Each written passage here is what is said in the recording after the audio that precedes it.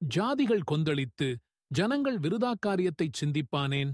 கர்த்தருக்கு விரோதமாகவும் அவர் அபிஷேகம் பண்ணினவருக்கு விரோதமாகவும் பூமியின் ராஜாக்கள் எழும்பி நின்று அதிகாரிகள் ஏகமாய் ஆலோசனை பண்ணி அவர்கள் கட்டுகளை அறுத்து அவர்கள் கயிறுகளை நம்மை விட்டு எரிந்து போடுவோம் என்கிறார்கள்.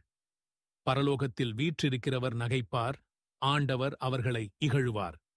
அப்பொழுது அவர் தமது கோபத்திலே அவர்களோடே பேசி தமது உக்கிரத்திலே அவர்களை கலங்கப் பண்ணுவார். நான் என்னுடைய பரிசுத்த பர்வதமாகிய சீயோன் மீதில் என்னுடைய ராஜாவை அபிஷேகம் பண்ணி வைத்தேன் என்றார். தீர்மானத்தின் விவரம் சொல்லுவேன். கர்த்தர் என்னை நோக்கி, நீர் என்னுடைய குமாரன், இன்று நான் உம்மை ஜனிப்பித்தேன், என்னைக் கேளும், அப்பொழுது ஜாதிகளை உமக்குச் சுதந்திரமாகவும் பூமியின் எல்லைகளை உமக்குச் சொந்தமாகவும் கொடுப்பேன்.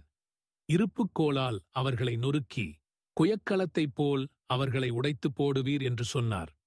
இப்போதும் ராஜாக்களே, உணர்வடையுங்கள், பூமியின் நியாயாதிபதிகளே, எச்சரிக்கையாயிருங்கள். பயத்துடனே கர்த்தரைச் சேவியுங்கள், நடுக்கத்துடனே களி கூறுங்கள்.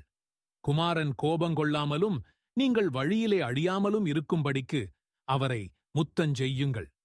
கொஞ்ச காலத்திலே அவருடைய கோபம் பற்றியெரியும். அவரை அண்டிக் கொள்ளுகிற யாவரும் பாக்கியவான்கள்.